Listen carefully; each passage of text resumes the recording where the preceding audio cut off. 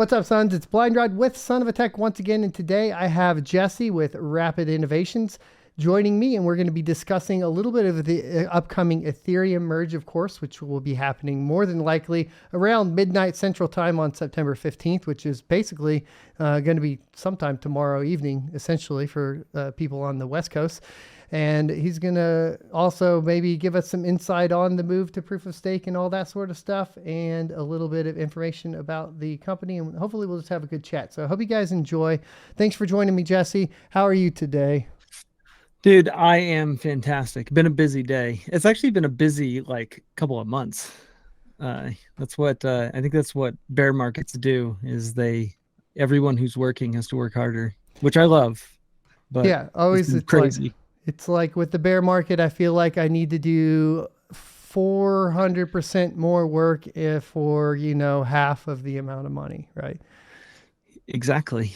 But dude, I was talking to a guy about this the other day. In a bear market, 80% of the people grab their shovels, they dig themselves in and they wait it out. And then about 20% of the people put on their running shoes and they sprint. And so the guys that put on their running shoes and sprint, those guys, they're the winners, right? I mean, they make it. If you make it, but you're running through a war zone and you got to do it in your gym shorts and in sprinting shoes, and everyone else is just hunkered down trying to survive. I'm more of the sprinter. Like when in bear markets, man, I've just learned to move. Like that's when you win. Like whether you're a guy who just buys and you're an investor, you should be buying when everyone else is just waiting. If you're a guy building a product, you should just double down and build as fast as you can. If you're a guy who's trying to build a service company or whatever you're doing, doesn't matter. Just double down because you win at the end because everyone else is doing nothing. So, I mean, those are some good examples. What would you say about not having the capital, though, especially for somebody like an investor that's maybe gotten wiped out on the capital, right? Yeah, I mean, some of that is hindsight. Being 2020, don't get wiped out. Dude, this is where I start thinking. And this goes back to the old days, the 2011, 2012. I didn't have a ton of capital because I didn't really know what I was doing. I didn't understand the crypto markets. But I look around my office and go, what can I sell and buy back in 14 months? Because the truth is, if I've got a $3,000 guitar, I'm going to sell it now. I'm going to buy it, and I'm going to invest it, and I'm going to get 10x back on it, in 12, 14, 16, 18 months. And so this is where people who are serious get to show that they're serious. Yeah. At the end of the day. No, I agree. That's what I did last bear market. I sold all my cars and we got a cheap lease for the family. I didn't have a car and was having my wife drop me off at work so that I could buy as many mining rigs as possible. And that's you have to it's the whole idea of having to eat shit, everybody has to do that. And the thing is people are going to look at you like you're a moron, and the truth is I don't care, because they get to come back at times like this too, right? So they're like, oh, so it worked out for a little bit but you still did terrible, right? They're going to come back and you just got to ignore it. Yeah. Dude, I always know when we're kind of starting to bottom out on any, when we're hitting that bottom out point and the fear and everything else is going crazy, because all my friends start calling me and they're like, hey, are you all right? I'm like, yeah, I'm fine. I'm doing great. Why do you ask? They're like, well, I've been reading the news and I just want to make sure you're okay. It's like, guys, I'm not going to go kill myself. I'm loving it because, dude, people don't make money in bear runs. If you get in a bear, or I mean in a bull run. People don't make money in bull runs. The people who make money in bull runs are people who work hard in bear runs and they're committed and they actually plan for that. And my life is planned around bear runs. I started this company in a bear run, or started Rapid Innovation in a bear run on purpose. I waited for the bull run to end. I started this company. I've been planning for this bear run from starting 3 years ago. I'm already planning for the next one, because this is how you get ahead. People who take advantage of the cycles are the ones who make money. All traders know that, all investors know that, smart people know this. And it doesn't matter if you're building a company, if you're building a YouTube channel and an audience, it doesn't matter. People who actually are successful take advantage of the bear runs, because that's where you make your money. It's not in the bull runs. And it's funny, like the majority of people get in the bull run, and then they get out in the bear run, and that's why they lose everything. And it's like, you should get in in the bear run and get out in the bull run. But it's like psychology just doesn't allow people to do that. And that's across the board. It's not just investors. Like, that's people who start businesses. That's people who are like entrepreneurs in general, tend to follow that cycle. And it's devastating for most people, which is, that's why 9 out of 10 people who are trying to take advantage of some form of entrepreneurship or innovation fail. It's because they just have a hard time getting the right mindset. Yeah, no, I agree. I still even struggle with it, even on the second bear market, right? Because on this time I did, quit my job, right? So I quit my job to focus on like crypto full time, a crypto mining business, a crypto YouTube channel. It takes up a lot of time. I'm pouring everything I have into it. And your revenue goes down, especially right now with how bad everything is globally. Your expenses are going way up. And I get depressed. I'm like, well, shit, like, can I make it through? I'm not sure. Yeah. And it's scary. Dude, that's where you gotta have a group of people, like, because I get depressed if I'm on an island and because we're humans, right? We're gonna get swayed by the emotions of the crowd. Mm-hmm. That's how humans are. And the truth is, the emotions of the crowd are wrong. Like, the majority of people are thinking about this wrong. And you've got to find that 2 in 10 people who actually have the correct mindset. And then you need to cling on to them like they're a freaking life raft and build off each other. Well, I was thinking and that's about why that today I too. love, like, dude, that's why I love masterminds groups. That's why I love being connected to people who really see things the way that I've seen them work historically. Because I don't base my opinions on how I feel. I can't. Like, this is bear run number 4 really for me, that I've been through. Like, the first one was terrifying. Like, I remember the first one was terrifying. Second one was scary. The third one, I didn't even really notice it because I had a plan and I knew what I was going to do. Like, I was going to build the hell out of rapid innovation, and prepare for the next bull run. This one, like, it's not even a blip on the radar. Like, as far as like the emotional content of my mind, like, dude, it's just full steam ahead. This is like evolution, innovation, reinvent yourself, prepare for the next, bull run. Like, and if you find people like that you can work with, then it helps keep the darkness away, right? Because all you hear from everybody is, don't you feel like a moron? Mm-hmm. It's like, well, I mean, yeah, I do a little bit, especially when 30 people a day tell me that I'm a moron. Oh, like, if you're a YouTuber like me, everybody in the comments coming in just like, there's always the people, like, and there's a ton of them on the internet because they can be anonymous, that just want to come in and dump on you when times are tough, right? So it's like all your comments just go.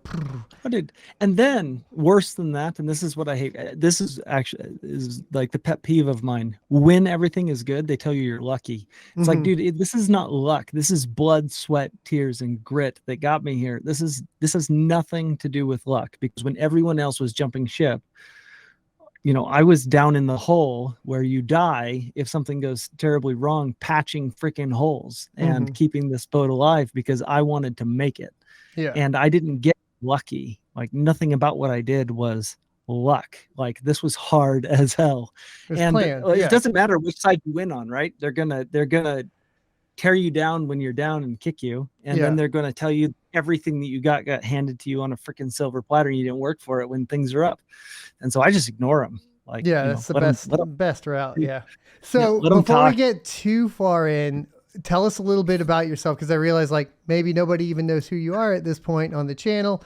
Give us a little bit of your background in blockchain and, how you got into the space, and then we'll kind of go from there some more.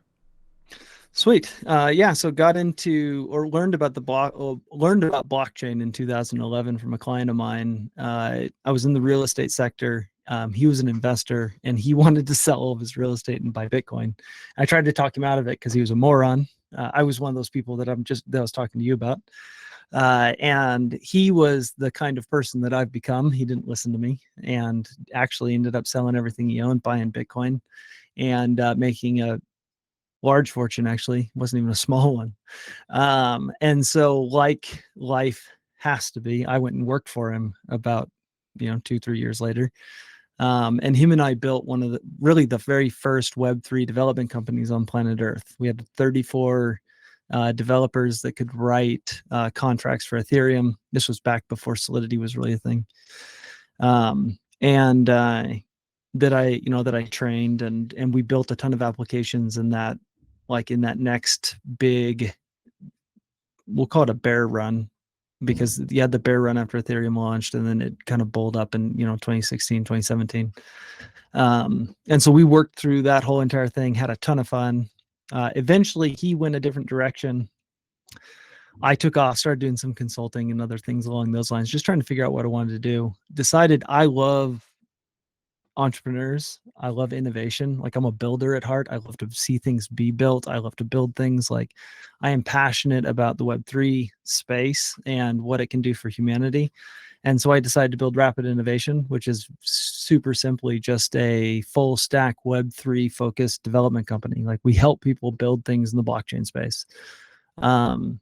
And because there's not a lot of like very focused front-end developers, back-end developers, designers, like, because it's hard to find people who really understand Web3 at a very like deep level, my goal was to build something that went from idea to product launch, where I had experts in Web3 and in their field across the entire process. And so my company right now takes, if someone has an idea and they've got the cash to pay to get it built, I can I can extract the idea out of their head, I can build it, and get it launched. And hopefully here in the next 12 months, I'm going to add some like very Web3 focused marketing, so that the people that actually built the product and know you and know your product the best help you actually market it as well. So then we'll be full service. Right now, I figure we're 3/4 service. And so, yeah, we do that across maybe 30, 40 different blockchains, a bunch of different tech stacks. I've got about 300 people now on the team. Yeah, dude, I'm loving life every day, having fun. Nice. That's pretty cool. So essentially Rapid Innovations is kind of like maybe project management's a little too simple, but along the same lines of like, you guys are a consulting company to help people deploy and develop on Web3. Yeah, basically. I mean, really, I think that the term would be a development agency. Okay. If you wanted to oversimplify it, if I had to do that, I would say a Web3 focused development agency, because that's like the company was built from the ground up. Like, its foundation was built on Web3, and so like we haven't touched a product in the history of the company that wasn't Web3 in some capacity or Web3 focused. And my goal is to keep it that way. Like, I want to have the most expert group of Web3 people on planet Earth that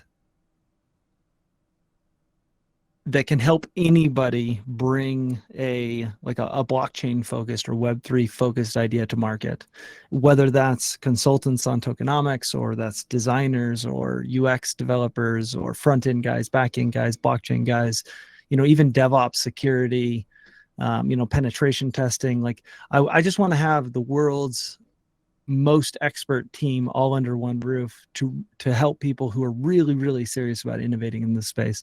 And I would say I'm about 60-70% of the way there. I've got another year left to develop my full vision of what I see us being.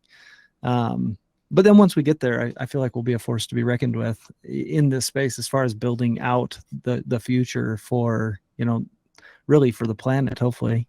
Nice. So if somebody comes to you with an idea, you can help hook them up with UX designers, developers, all that sort of stuff, and kind of get them sorted as far as all that goes.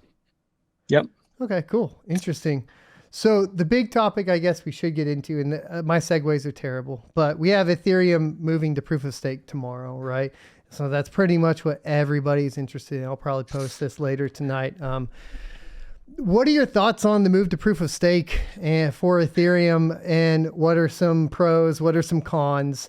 How do you see this move going? Do you think that it'll be a majority successful or not? And then keep in mind, of course, hey, chat, people in the comments, I'm aware everybody that is watching this is a proof of work channel, right? So know your audience a little Yeah. bit, and then I we can mean, kind of go you're from there. you're like a miner at heart, right?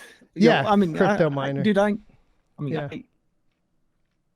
I don't mind getting I got thick skin, man. Long enough time in this No, game, give us like I your tend to honest. speak my Yeah. mind. So, No, give us your I mean, honest opinion for sure. dude, first thing I'll say is what 4 years ago they were talking about moving to proof of stake. I don't know if it's been been that for long. well since the Forever. inception, technically. The Yes, very beginning, seriously. they said they were going to move, right? Yeah, I mean, that's seriously. why Charles Hoskinson split off to Cardano, right? It was Yeah. pretty much because the move to proof of stake was not happening on Ethereum. So, I mean, this first has off, I'll been just say expected, yeah. I mean, first off, I'll just say finally, dude, it's been I mean, in my mind, it's like one of the biggest memes in crypto. I mean, that and that Cardano is actually going to have utility, right? I mean, it's those two big things. Maybe I think from a technical standpoint, at least, they're technical memes because man, we've been told that proof of stake is coming to Ethereum forever. Like it's been the entire time I've been in the space, seriously in the space, you know. Yeah. So, thank God it's happening. So,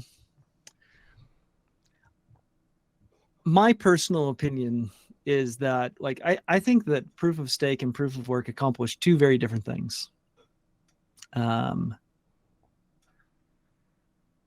think that when you talk to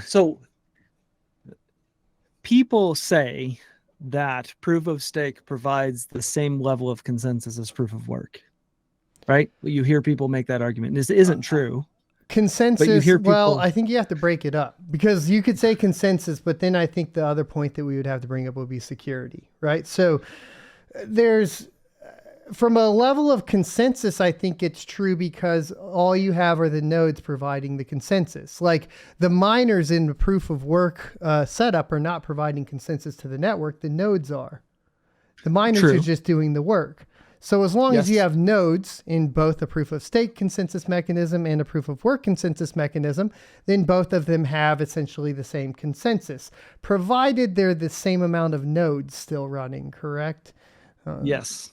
Well, and the reach for a node on a proof of stake network, you probably know the details more than I do because you're in this space and dealing with this. But what do you currently have to stake right now to get set up as a 32 ETH, a lot. Yeah, dude, that's not an insignificant. And what's it cost, do you think, to become a proof of work, to provide consensus for Bitcoin? Well, that would be the lowest level price of a miner, which would be a USB miner. You could spend $2.99 on it off Amazon. Now, to be fair, you'll probably never win something. Right. It doesn't matter though. What if your end goal is providing consensus? Because that's I think the most important thing to talk about now. Because there's two things, right? There's making money as a node that's providing consensus. Yeah. And then there is providing consensus, which is a part of me being a part of the network. Well, it's my network. So I want to go back to the point of a nodes though, because there is a functionally different thing between the nodes. On a proof of work consensus mechanism, the nodes cost you nothing to stand up. Anybody can build a Bitcoin node for free, costs you nothing, and you're providing consensus to the network. On a proof of stake node, it must always have a stake tied to it, meaning that in the case of Ethereum, to provide consensus, you have to provide 32 ETH to the network. And I think that's what you're getting at there, right? Exactly. And so I don't like I'm gonna lose the word. I don't like when you barrier to entry. Yes. Well, so when I first heard about blockchain, one of the things that really attracted me to it was that it was a network for providing truth and efficiency and trustless, a trustless interaction for people that was very, very reachable and very monitorable by anybody.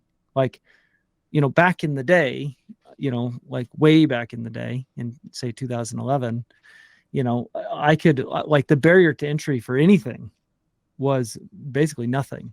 I didn't have to even buy a miner, right? Yeah, I could just use my desktop computer and I could participate in, I mean, it didn't matter. Mm-hmm. We've moved so far away from that as an industry where it is this is a platform that people can be involved in and they can provide, like, because it's the people being involved that really that create the decentralization. So the question I have to ask myself is, when you move to proof of stake, how much of the actual decentralization are you getting rid of? Now, I understand it is still decentralized, meaning There's that there are multiple stakers and there's doing stuff, right? There's But multiple it's not parts like, to that. Yeah. yeah, it's a complicated question, but the truth is, when you raise the barrier to entry as high as it's going to be with proof of stake for Ethereum, you are eliminating a certain number of people from the possibility of actually participating in this network. You just are. Just went over it And today, and 32% of all staked ETH is under Lido right now. yeah, One dude, company, and then it's kind another of terrifying. 15% is all under Coinbase, right? So this is, and it'll consolidate more. And then that's not even talking about the processing power behind it, which is actually an argument that I think is like completely ignored, because people are acting like proof of stake is some magical thing that removes processing power, which it doesn't. It still needs processing power. So who's providing that processing power? Well, as of right now, Amazon provides over 50% of that processing power, which means if Amazon decides to censor something because the US government asks them to, historically, what has Amazon done? They've censored it. So they will go in and be like, bam, hammer down on ETH, done. Those transactions are censored because the US government came to us and said to do it.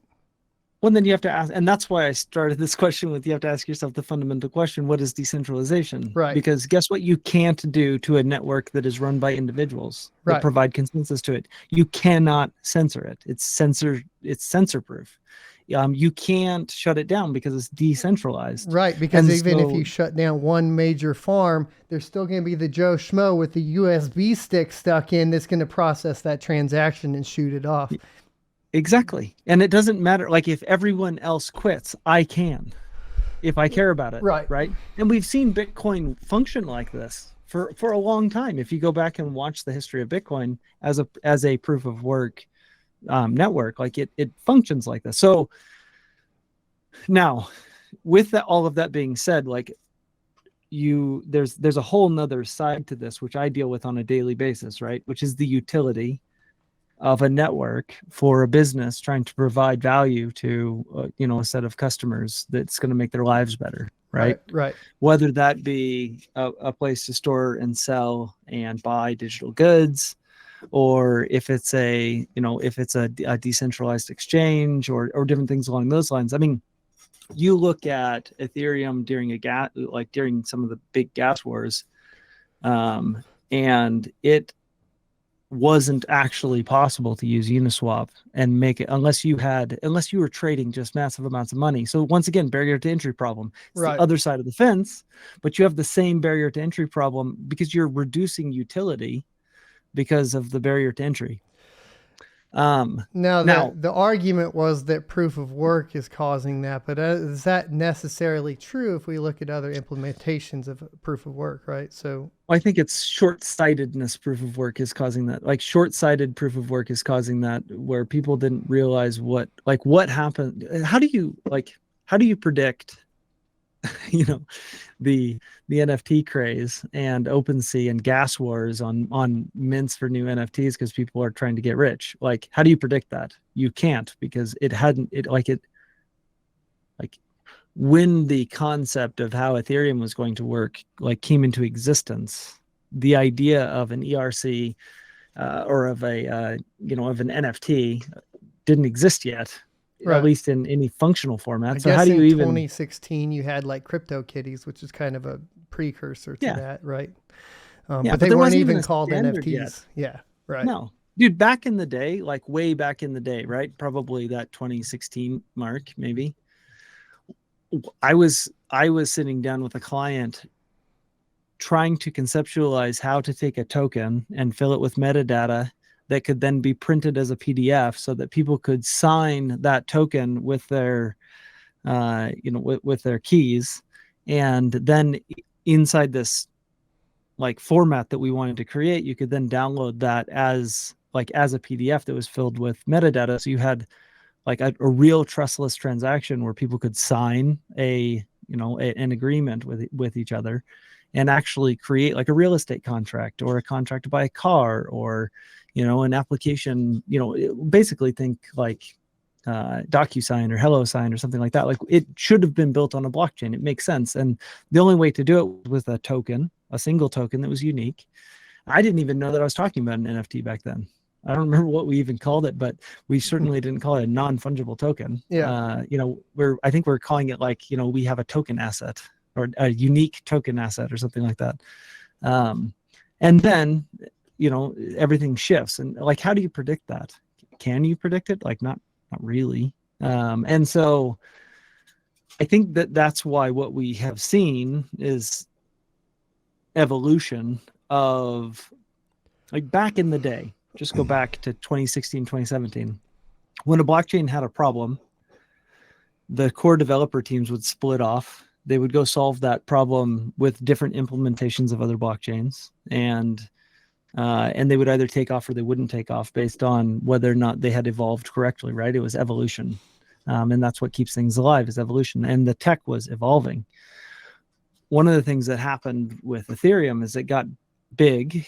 I got a bunch of institutional investors. It couldn't die anymore because too many people lose money if Ethereum dies. Right. And so the only evolution that it can make is this kind of like weird change out the engine on a running airplane before it hits the mountain kind of evolution that they've been trying to do for the last 5 years or however long it's been. Well, and that's where things get extra interesting too, is because this move to proof of stake it doesn't encompass any of the crucial parts that were initially presented with ETH 2.0. Which is like, where is the scalability solution? I mean, I get it. Now we don't need scalability because we have layer 2, we have side chains, that sort of thing. ZK rollups, that's going to solve it. But but the truth is that I don't know how true that is. Like, I've heard both sides of that argument. Do you mean if ETH needs a scale? If ETH needs to scale on layer 1, or that's the argument, right? Is to clarify for the audience, should you have ETH solve scalability on layer 1, or should scalability be solved on layer 2 or side chains, right? Or right? Okay. See, and the thing is like, if you look at how you're at, and maybe like. So go back to the internet, right? Like, the internet runs off of this single protocol, HTTP, right? That kind of basically allows people to like see and send packets of information across to different people, right? And the entire internet runs on this one protocol, and it's infinitely scalable. And there is a use case for other things to happen, but everything still kind of runs on this base layer. So maybe that's how this evolves. And that like the single protocol that kind of runs the utility of blockchain, meaning like the application layer of blockchain, becomes like Ethereum. And then these side chains become all of the stuff that gets bolted onto it that provides more specific or extra functionality. Like, maybe that's how it works. But you'd have to ask yourself, like, let's pretend that all of the major credit cards in the world decide that they want to start, validating transactions on blockchain. Like, they can't, because even with side chains, like, you lose the benefit in a lot of ways. Like, even if you're going to take like the Merkle tree of whatever side chain that you're running and you're going to hash it to the Ethereum mainnet so that you get some form of like, immutable like record of what you're doing. Like, even that is not as secure as just running on a layer 1, right? And that's because it has to bundle a set of transactions and then submit it to Ethereum, so you have that breakpoint in there, which could be susceptible from a security perspective to man-in-the-middle attacks, or the most common one, which is going to be the biggest problem, is MEV, right? You package this up, some trader's going to see that and be able to arbitrage it before it hits the network, and then boom, you're screwed. You drive the fees way up, and you still have a fee problem, which is the other thing that doesn't seem to be being solved necessarily here either. The only thing that we're not doing is we're not getting the new 2 ETH getting minted every block. We're still not solving the fee problem, right? So fees and scalability are still, we're sitting here kind of like, okay, great, we're going to proof of stake, But what about these two glaring issues that are sitting here, or three if you really count MEV as its separate issue, which I think you have to count MEV as an issue. I would say so because it's like I would say that you've hit the nail on the head with the three things that actually prevent. I hate using this term because it's too cliche, but mass adoption, right? Like, dude, human beings are motivated to make money. Like, I don't know if people notice this, but just go hang out in the blockchain space for a little bit. People are like highly motivated to make money, and they're willing to do all kinds of crazy things to do it. And if you have built-in vulnerabilities that allow someone to make money, which everything that you just mentioned is a vulnerability that allows somebody to make money if they take advantage of it in the right way, or, you know, gain some unfair advantage over everyone else, which then again allows them to make money. What you end up having are a bunch of people trying to make money at the expense of the like the greater good, because that's how human beings seem to like to function. And one of the things I really love about blockchain in its like natural format is that you prevent a lot of that. You do, but we're not starting to all of see it. it come into fruition with Bitcoin, and like basically like in Texas, a big energy company now has their own mining farm. It does get to the point to where there are people with very clear advantages that price out everybody else, which is kind of, you know, at the end of the day, I think one of the big problems with proof of work, and we started seeing it early on with ASICs, sure, too, right? Which made Ethereum very unique in the fact that it was memory hardened and prevented that initially, which is kind of funny that I think, I mean, correct me if I'm wrong, but I'm pretty sure Ethereum was the first one to kind of prevent ASICs from hitting the network so hard, right? Which is ironic that they're now going to proof of stake. So they solved this one problem, and then we're like, all right, peace out. We're going to proof of stake now, which is kind of funny. Yeah, dude, I'm actually, I think I'm one of those people who's kind of caught in the middle, because I do like, there's the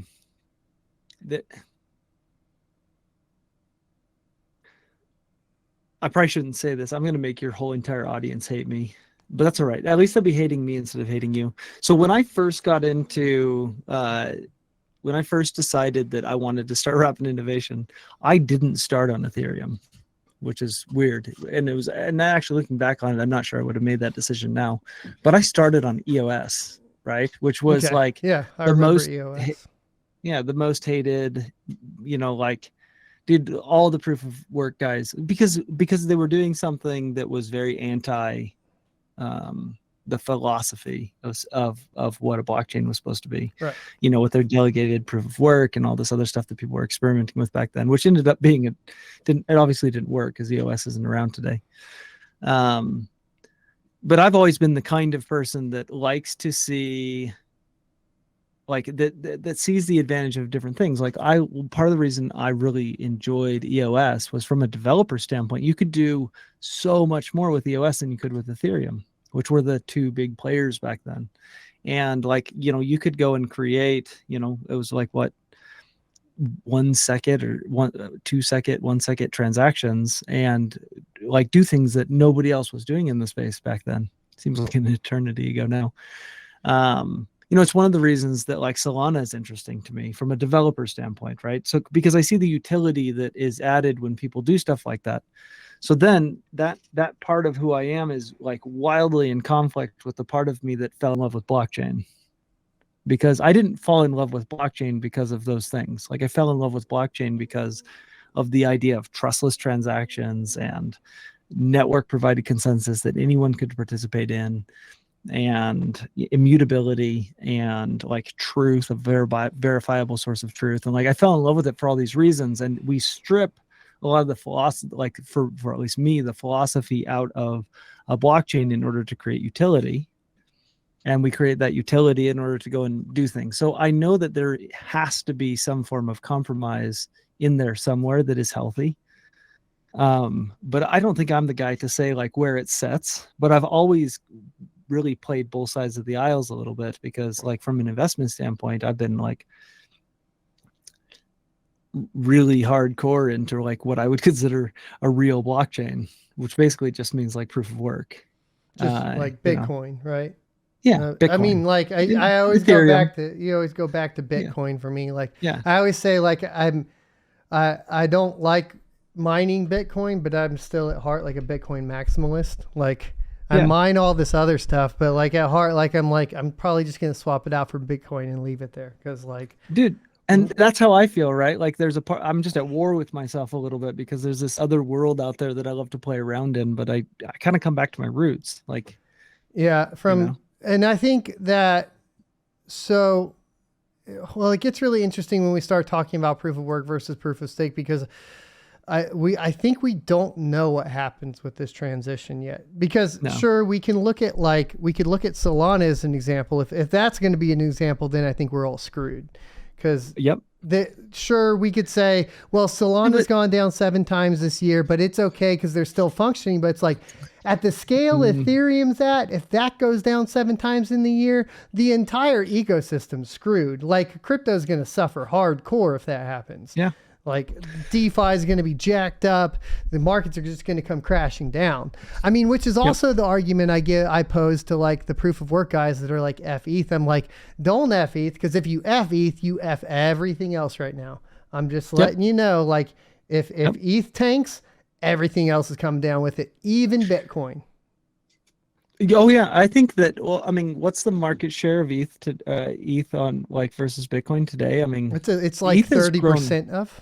It's I mean Yeah, it's not crazy. I mean 30% is pretty good, but it's dude, like 30%'s a freaking like if I took 30% of the everything you own, you'd be an unhappy yeah. human being. The thing is if Like, you have, right? So if we talk about DeFi and like what's happened there, where we essentially have a bunch of wrapped Bitcoin on the Ethereum blockchain, if Ethereum takes a dump and DeFi stops working, all that wrapped Bitcoin becomes worth nothing. And it yep, has to get somehow transferred back to the state, but it's going to be at such a low price, it's going to drive the rest of the price of Bitcoin in the markets down. So that's what you need yep, to understand. What happens here is you have all these yeah, wrapped assets on Ethereum for DeFi. And if dude, that takes a crap, everything else takes a crap. It just dude, happens. every single miner out there right now who's like super pissed off about ETH moving to proof of stake should be praying that this is successful because Here's one argument outside of it that could say that it and this would take a lot and I don't think this is viable. But if Ethereum didn't make a smooth transition tomorrow night, right? They do have ETHW stood up. The nodes just went live today and technically all the devs could move to ETHW and it would be right at the exact snapshot and it could continue. That is from the pipe dream kind of, like hopium filled yes. Ethereum proof of work guy. That would be the ideal situation. Is that going to happen? Probably not, because also the guys running ETHW is Justin Sun and Chandler Go. And we know that nothing they've ever done has ever worked out. So I wouldn't really say that that's going to happen. I'm just saying that is one possibility, Dude, right? if I was a betting man, I can tell you right now, my money it wouldn't land there ever.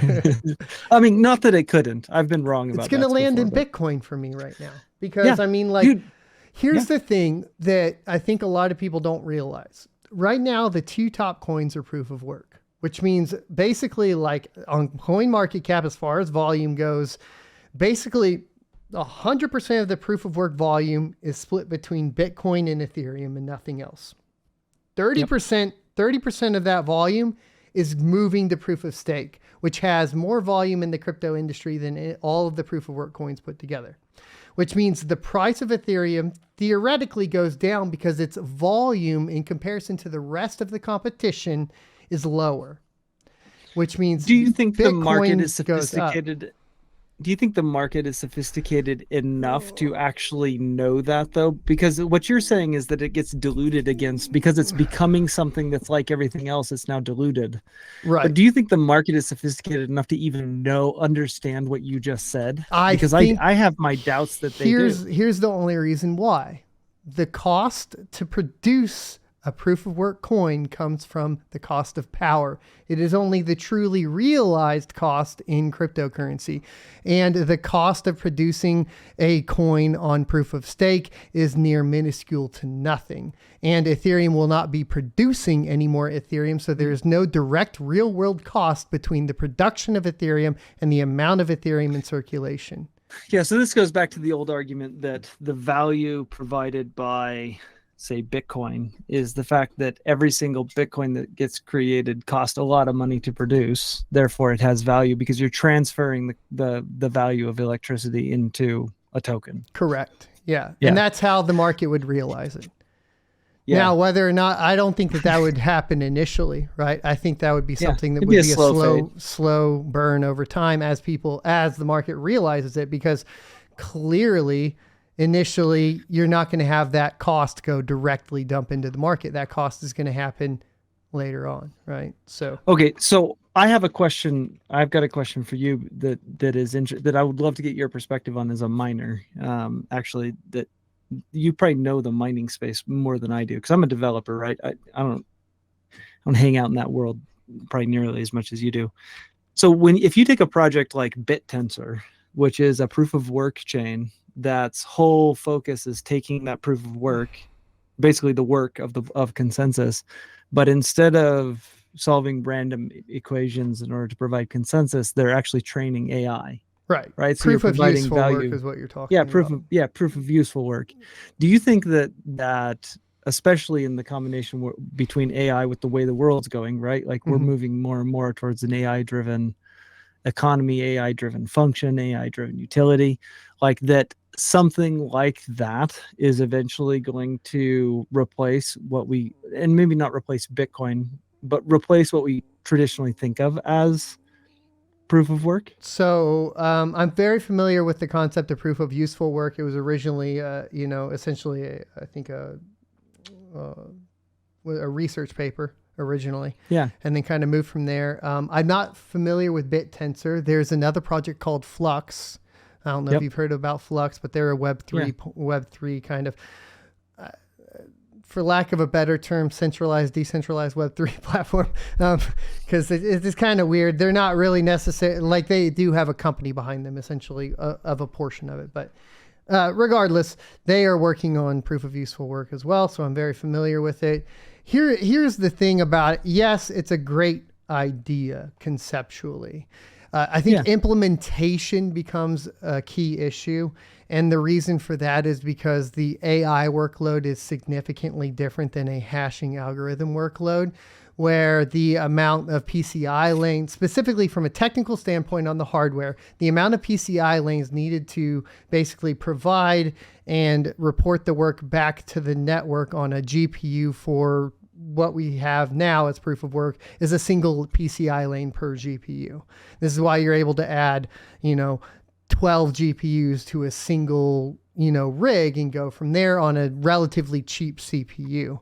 Well, to build a 12 GPU rig, building a 12 GPU rig that's going to support AI data, which is going to require 8 lanes for PCIe, right?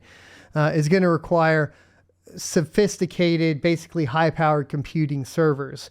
And even then, you're not going to hit 12 GPUs on a single rig. So your cost goes way up. What kind of servers are we talking about? We're talking about state-of-the-art epic AMD servers that are running 128 to, I think right now, the typical one's 128 PCIe lanes. You split that across, plus having to build out custom solutions for that probably, because right now I think majority run about eight lanes for GPUs. And then you're also probably going from what we've seen previously, where you run essentially, consumer grade graphics cards, RTX 3080s, or whatever they are, right? RTX 3070 is probably the most popular one, to now technically needing to run high powered computing graphics cards. We're talking about the MI series from, AMD. The MI25s are the old ones, but like new MI series are going to cost astronomically more. And then from the NVIDIA side, the Hopper series type stuff, right? So your cost, your entry point goes way up. So for proof of useful work, what you have is a transition period that doesn't make sense for most miners, because Yeah. You're not going to throw your Polaris RX 580s on there because you're not going to be competitive. You're going to need to invest in extremely expensive server hardware. And while the idea is fantastic and great conceptually, practically from a technical standpoint, I don't think it adds up.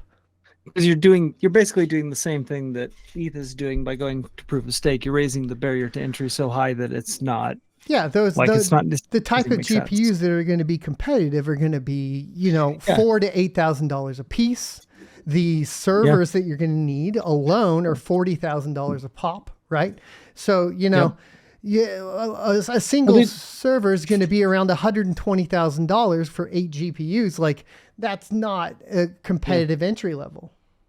Dude, I built a super, super simple rig for training just very simple AIs. Yeah. And it was like entry level, like basic. And it was about 28 grand. Right.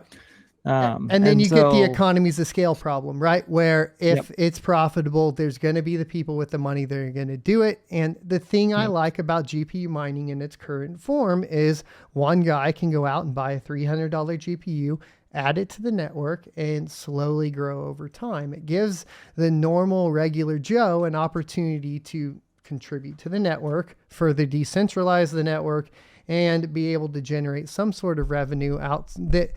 Because here's the big thing, and I think as an entrepreneur, you'll probably get this concept. Like, I'm a big fan of like Rich Dad, Poor Dad. And one of the big concepts in that book is to be able to generate revenue. Well, the fact of the matter is a majority of the middle class, and definitely the lower class, even in the United States, doesn't have the money to invest in anything that generates any significant amount of revenue. Well, cryptocurrency mining for a while was that thing. You could invest $300 and start practicing the art of generating revenue at a low level for hopes that you could maybe get to the point of buying real estate to do the same thing or other revenue generating opportunities. Well, now we end up going back to, of course, with all of these different solutions, whether it's proof of useful work or proof of stake, to the point to where you have the economy of scales problem and the middle class and lower class can't actually generate any significant revenue. Yeah, which I think is I think that Bitcoin is the only one that's holding fast to that. But can't you make a relatively reasonable argument that really, if you want to actually, if you want to single-handedly go mine a block and earn some Bitcoin on your own rig, you're going to spend a load of money to do that. Well, you can go and buy a small rig and join a mining pool, and you can go and share in the the work of doing it as a community and working together. But if you want to go single-handedly actually mine a block, I mean, I know theoretically you can do it with anything, but realistically, you're going to be spending a significant amount of money. So strategically, I think for Bitcoin now, if you're going to do any Bitcoin mining, I would say go buy a single USB miner that takes 5 watts at 300 mega hash or whatever, 300 gigahash a second, which is not going to compete on the network. But I would say get that, build your own Bitcoin node locally on the network, plug in the USB miner. And the reason you want the node on your own network is you want the least amount of latency between your USB miner and the node. And you just play the lottery and you let that run until you die. And then if you hit a block, you hit a block. And then at that point you can take it. But other than that, there's no other way to get into Bitcoin mining, because the fact is you got 2 big barriers to entry, right? Major corporations building application specific integrated circuits that you can't compete with, right? And energy companies now building their own mining farms, who are the ones that provide the price to you. So at that point, they're well, obviously they're going to win, because they'll give themselves the price of 0 and you the price of 50 cents a kilowatt hour. And what are you going to do? Nothing, because you're priced out of the market at that point. And so I guess, and the point that I was getting at, which I think you almost made better than I did, is that regardless of whether or not you're a Bitcoin maximalist or an ETH maximalist who's pissed off about, proof of stake and the barrier to entry, or all of the arguments that we've made now, this industry is evolving because people are getting involved. Like power companies is a fantastic example. It's changing. The landscape's changing.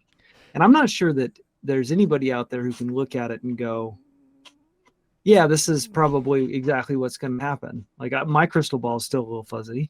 And so, like I think regardless of whether like going back to Bitcoin doesn't solve your problem either. Well, here's how it does solve. It does solve censorship still, which is very important, because even if the electric companies decided to say, okay, we're going to censor these transactions, well, that one dude with the USB stick, I just made $120,000. So F off, bro. I solved it and sent it off, and now I'm $120,000 richer because I'm not participating in your censorship. Whereas with ETH, because everything is centralized under a single data center entry point with AWS, and then like large entities like Lido, if Lido decides to censor, boom. If AWS decides to censor, boom. So there is the difference between Bitcoin and, proof of work and proof of stake. Proof of work and proof of stake. That's true. And actually that censorship resistance, I would say in a lot of ways prevents monopolies, right? Of like huge coalitions coming in, because you in your basement for $400 can put a stop to it. Right. Kind of. Which is, I mean, within reason. Which is extremely important. Yeah.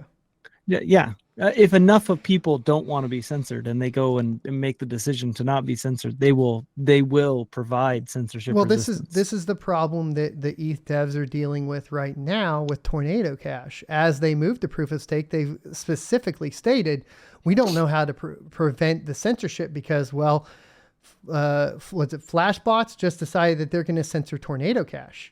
Well, it's like Ethereum devs aren't censoring and they're not pro that, but the fact is everybody's using Flashbots, so everybody in turn is just censoring, right? Yep. Today's sponsor is Coastal Crypto. Coastal Crypto can be found at coastalcryptomining.com via the affiliate link down in the description below. They don't want to take up a lot of your time, and neither do I, because I want to get into the video. They are here to help miners find parts. If you're looking for ASICs or even GPUs or any other parts, be sure to check them out. Use promo code SOAT at checkout for 5% off any purchase on the website. So what was your thought process before when you were cutting out? Where were we at? Oh yeah, I have to remember. I have to go back to it. We're talking about censorship. So like, I think it like in the world that I grew up in, in the blockchain space, theoretically speaking, that world, like there was Tornado Cash couldn't be censored when like in the olden days before you had things like Flashbots and before proof of stake and before all of that stuff. That was one of the big like moral dilemmas I had when I decided I wanted to start developing on EOS, was that delegated proof of work gives the power to these 20 people at the top who can all go and grab a coffee together and decide that and they did a couple of times. Like they made some like really like some decisions that I don't think they should have been making, and they had the power to do that. And that's dangerous because I don't, from a like maybe from a I don't want humanity to like fall into anarchism and destroy itself. Like maybe from that point of view, I think that something like Tornado Cash shouldn't be used for nefarious ends. But I also think that it should be on a network where it can be used for anybody can use it. And well, we like, always go back to like the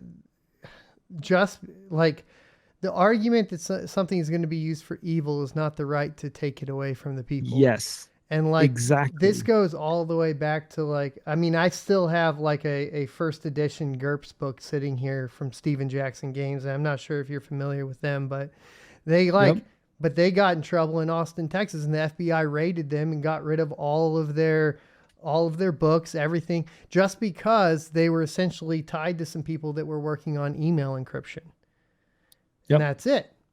And I think that is severely wrong. That is an overreach of the government, and that you should have the right to privacy in your emails, because of course you should have the right to privacy in your emails. Exactly. Well, and that's where like, I don't like that people are evil, that there's a group of people out there that will do evil things. I don't like it. Like from a human perspective, I think that's like, I think that's terrible. But just because people can do evil things doesn't mean that you shouldn't live in a world where people have freedom.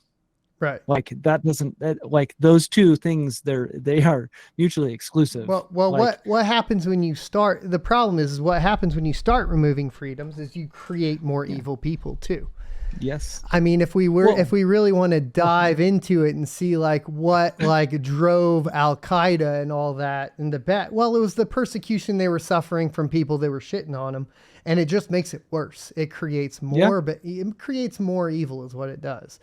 Anytime you persecute people, it's a terrible cycle, is what it is. Right. And I saw the creation of like decentralized, really like decentralized, fully, autonomous organizations that were running, right, where you had anonymity, and you had the ability to actually make governance decisions that matter, that the majority of people want, preventing a lot of like evil from happening. And the solution isn't to take people's freedoms away. In my opinion, the solution to like people's capacity for evil is actually to give more freedom to people, to everyone, and then they will, and give them the power to govern themselves, and they will keep evil at bay. Because I personally believe that the majority of people don't actually want to see, millions of people die, or people being taken advantage of, or that kind of stuff. Like, most people have a moral compass that aligns pretty well with the communal whole. Economically speaking, we see that proven out every time, right? In a third world country, if there's economic prosperity starting to grow with among the lowest level within the economy, you start to see a reduction of crime. Why is that? Well, that's because they don't need to participate in crime to survive anymore, right? Like, that's what I think cryptocurrency empowers at the end of the day. Like, and what will hopefully drive it. But the problem is the more you regulate it and you restrict it, what you see, which is interesting, is like the UN trying to prevent third world countries from participating within crypto. And I think that's for a very specific reasons, because they want those countries to be within strife and within civil war, etc., so that they can manipulate them to their own gain, right? Because that's how you make money. Dude, think about this. Like, anyone who reads any significant amount of history, which I'm a huge history buff, like, economically speaking, the world wars were so good for our economy. Like, we like, war makes people money. If you're ever in debt, go start a war. You can make a lot of money. It's how it works. I think war is relatively evil. Like, I think you can do it for the, and I think that in the past there have been wars that have been fought for the right reasons. But like, you give the power to someone to start a war in order to get themselves out of a financial, like, rough spot, like, that's a bummer. And I think the majority of people inside some sort of like actual, like, if people had the ability to govern themselves and had the freedom to govern themselves, you would see a lot better decisions being made, because the majority of people actually will make the right decision. They will. Yeah, and it's the small individual minority. As far as war, like, the individual goes off to fight the war for the right reasons. The government goes off to fight the war for the wrong reasons. And that's pretty much, that's pretty much how you can see it almost every single time. That's why, like, you got to make those distinctions. I think that's why you have to give the power back to the individual as much as possible. And that's what cryptocurrency, I think, at its very base was supposed to do. Yeah, dude, and that's why I fell in love with it. Like, that's why I quit my job. Right. That's why I eat, sleep, and dream like blockchain, is because of that. And like, I've watched, dude, the evolution, especially in the, like, I work with entrepreneurs and developers, right? They're trying to bring utility to the world, utilizing some form of Web3 like technology. Like, the compromises, like, I have seen people build, applications that should have never been, like, ever. And I've seen people utilize blockchain for like marketing purposes, when like they're like, oh yeah, like, let's just throw this little blockchain thing in there and then like run a fully decentralized application, and let's go lie to everybody about how this actually works. So they'd be like, see, it's a blockchain application. It's not a blockchain application. Like, I'm sorry, if you're storing everything on a centralized server and you can boot people out and you've got complete control over their funds, and like, you're the one calling all of the shots, like, you have gotten so far away from what blockchain was created to do. Like, so I've watched this shift happen, right? Yeah. Because in the early days, like, it was taboo. Dude, if someone built an application back in 2016 on Ethereum that had even an ounce of centralization, like any centralization at all. Like it was taboo. I mean, it was like you'd be crucified. And now I see people building applications where maybe where there is no decentralization. Yes, you're utilizing a blockchain, but it's not decentralized. And I wonder how the whole thing is going to end up playing out, because like Ethereum was created in a lot of ways to provide an infrastructure layer for applications on blockchains, like immutable code. Dude, that's what I was sold on when I first got into it. And I think that's one of the biggest like philosophical problems that I have with proof of stake, is that it has the potential, and oftentimes does, water down, in my mind, what is the value proposition of a blockchain. Well, you say something very interesting, which is, it's stored on a centralized server when you're talking about these projects, and therefore it's not decentralized anymore. What if the entire consensus mechanism is stored on a centralized server, which is what's happening with the move to proof of stake? Well, can you even call it a blockchain? Well, and that's one, like, a lot of people argue about that. I'm gonna love it, dude. I hope you get tons of comments on this. I'm gonna read through all of them, because this is gonna be if people would participate in this this conversation, I think it'd be fascinating. Yeah, well, it's an interesting one to bring up too, because it's always like, I mean, there's so many things. It's crazy the amount of stuff that I've been talking about on the channel that like the mainstream cryptocurrency news outlets don't even pick up on. For example, up until maybe a week ago, most of the outlets were reporting that you were going to be able to unstake and withdraw your Ethereum after the merge. And I'd go on every week and like read some BS news article of that and be like, guys, this is not true. You're not going to be able to. I don't know what they're on about. And then another one would be that they're going to be moving to ETH 2.0 and scalability was going to be part of it. And I was like, that's not happening either, guys. And slowly like CoinDesk kind of started like correcting it. And then I think, but even up to like last week, Watcher Guru had said like along the lines of like, you'll be able to unstake and withdraw your ETH after the merge. I'm like, no, you won't. No, because if they do allow you to unstake, unfortunately, that means that the whole security collapses on Ethereum, because at this point, like the people that are providing basically security to the network will be shifted over to people that are directly invested within the currency, which creates a problem because they are no longer minting new Ethereum, right? So the advantage of a miner right now is you provide security and you get paid for providing security with an outside asset, right? But now you're providing security with an inside asset. And the most money you make is not determined by the amount of fees you're earning. Now it's determined by the price of the actual coin that you're holding to provide security to the network. So what happens when the coin goes up in price? Well, that's your biggest opportunity for making money. So you remove your security from the network. Yep. What happens if the price of the coin starts dumping and you get scared and you want to protect your investment with a stop loss? Yeah. Well, you pull out and you remove security from the network. So if Ethereum allowed unstaking at the time of merge, well, and the price goes up, a lot of people do what? They sell the news right there, and then boom, all the security of Ethereum's gone immediately. And then for sure, the only people securing the network is the Ethereum Foundation, and it's fully centralized, right?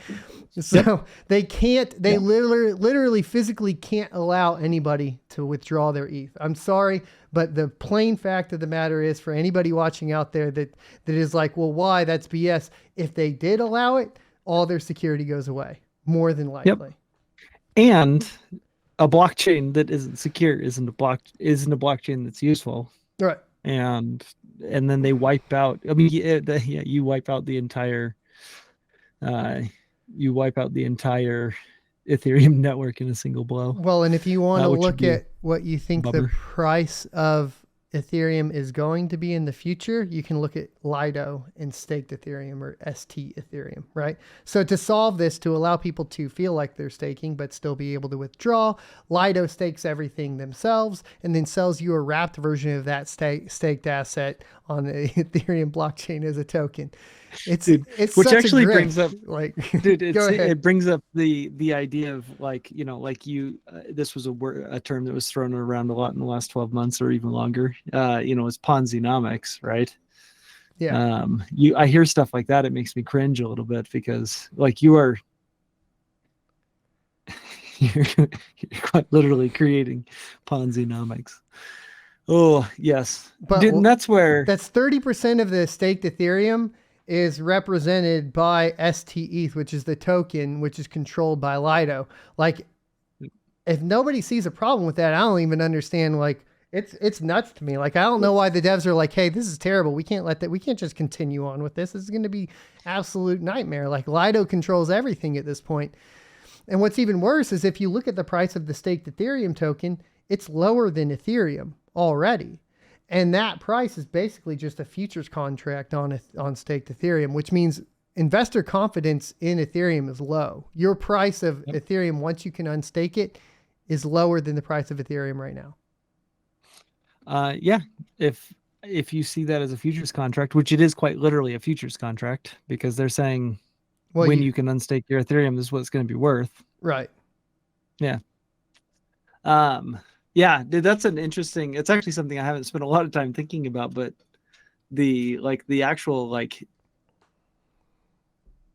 repercussions of the tokenomic decisions that are tied up in this. Like I understood the staking and it makes sense. Like you can't allow people to unstake. Dude, I built enough applications and staking contracts to know that like you cannot build like a foundational principle of your application, have that be a staking contract and then allow people to just unstake whenever they want. Because at the end of the day, you create this black swan event where the price goes up on the token. Everyone's like, oh, I'm going to unstake and realize, or the vice versa. It doesn't matter. And it's going to perpetuate something, which is probably going to be a fear cycle that drives everything to zero, right? So you have to do something to control that. It's the exact same reason why the SEC says that, if you're like there, you have to like give a lockup period for people if they're going to go buy, stock in a company in the traditional world. Because if you just let people go and sell, guess what they do? They sell. Duh. So then the question becomes, should that be a part of your consensus mechanism? Yeah, well, and because I think essentially, does that mean it's a security at that point too? Dude, that's a really, really interesting.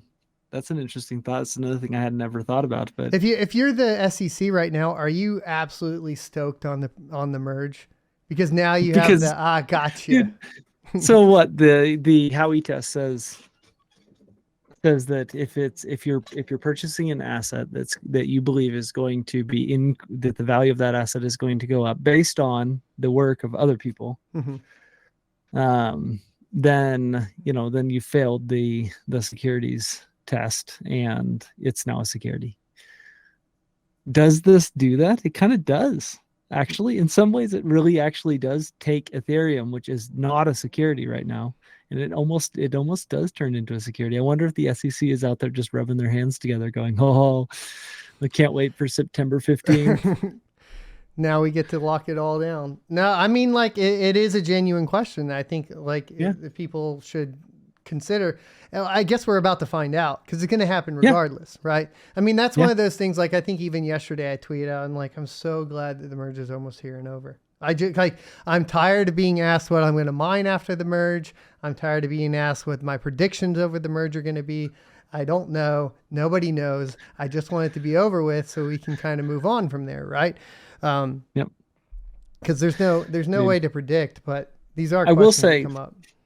There is one thing that remains true in my entire tenure in the blockchain space over however many years it's been, 10 years, I guess, almost 12, gosh, is that this is still kind of just a big experiment with some theoretically sound principles behind it, with a lot of believers and a lot of innovators and a lot of people pushing it forward.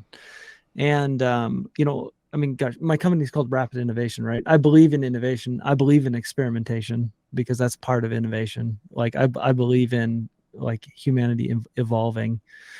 And so regardless of how it turns out or what I agree, how, in what ways I agree with it and what ways I don't, like we will learn something from it. And as long as we do, and it changes the direction it changes the direction we're going in some way, shape, or form that moves us in the right direction. Right. Then I'm going to be stoked about it, because for me, like I'm a long game, like my investments, everything I do is very long game. I don't think about tomorrow. I don't think about 12 months from now. I don't think about the next bull run. Like my plans sit 20 years from now. And I've always kind of been that way. And so I'm okay with it being an experiment, as long as, like, as a unified group of people, we understand that we want to make decisions and do experiments that move us in the right direction, over time, eventually. And I believe that I still think that happens. Like I see enough of it. Now you've got all the, you've got all the money grabbers, and you've got all the, like the crypto pirates out there that are just trying to, make a buck while they can. But dude, I talk to people every single day who are innovators. They believe in the space. They have their philosophical ideas, and sometimes they're a little bit different. But at the end of the day, like, there's a big group of people that really want to see the user experience of humanity get better. Right. And they believe that blockchain and Web3 is a part of that. And so as long as we learn from this, it's been proven to be a part of that, right? Like Argentina most recently, where the public that weren't rich enough to be in an international bank and convert their currency to the US dollar, moved over to buying stable coins on blockchain. Now, there has been this whole idea of Bitcoin being a hedge against inflation, and that's not necessarily proving out to be true right now. I think that's because it coincided with the bear market, and it's kind of funny. If it was in a bull run still, maybe things would be different. That's a whole other argument we could get into.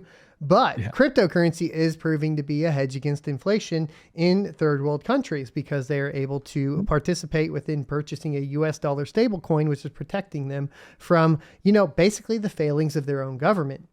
So it is proving out to be beneficial already. It's way more than that, because they're also able to have access to financial instruments that they've quite literally never had access to, like interest-bearing savings accounts and the ability to invest.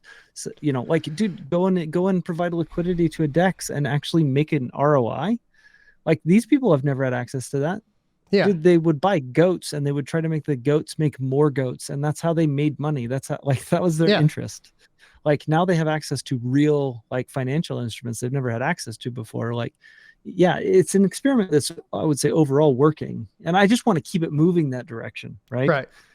Move it towards working, because 20 years from now, I think that the globe can be a different place if people like you and people like me and all the other innovators that are out there exist and continue to move that direction. And work together to get there. The problem is we get into a point to where we will have the question of morality versus ethics. And that is when things are going to get rough. And that's going to come down to government regulation and nation state controls. And I think, like, we're clearly already seeing some of that. And it's going to be like, are you going to stand up morally, or are you going to join the crowd ethically? And then that's because you're not going to be able to do both. And it's going to get real hard. That's another 2-hour podcast. That'd be fun to have. We'll stick with proof of work and proof of stake right now. But we should probably get it wrapped up, though. We've gone like an hour and 15. It was really good talking to you, Jesse. Go ahead and give us the where people can find you, maybe a TLDR on what you do again, just so people are aware at the end here. And I'll get it all linked in the description as well for you guys, too. Awesome. So just rapidinnovation.io is probably the best place to find us and get a hold of us. All of our social links are there. You can also hit me up on Twitter, which is just at Jesse Anglin. And I don't have a huge following on Twitter yet. I'm new to Twitter. I hated Twitter for basically my entire life, and then I finally got told by my marketing team that if I don't get a Twitter, they're going to fire me as as the guy who runs this. So I have a Twitter now, but so yeah, feel free to hit me up there. And yeah, I mean, the value proposition of rapid innovation is if you've got an idea that's innovative and you believe it's going to like make a difference in the blockchain space, we can build it. And it doesn't matter how much experience you have. It doesn't matter if you've done it before. Like I have assembled, in my opinion, a team of 300 people that are some of the world's most expert when it comes to Web3 development, across 30 different blockchains and a ton of different technology. And so yeah, if you're out there and you're thinking about building something and you just don't know where to start, like start here, and that won't cost you anything, and then we'll help you along the way. And if you go somewhere else, that's fine. I'm really just interested in innovation and the space moving forward, and want to provide an outlet for people to be able to do that. Awesome. Thanks for coming on, man. Everybody else, thanks for watching. Be sure to hit the like, comment, subscribe, and notification bell down below. Check out sonofatech.locals for uncensored and unfiltered opinions from me, and I'll see you next Tuesday. For additional content that also goes into more opinionated pieces surrounding the politics around crypto, make sure you check out sonofatech.locals.com. There you can become a member for free, or even choose to support for basically additional content at $5 a month. It's helping me stay alive through the crypto winter.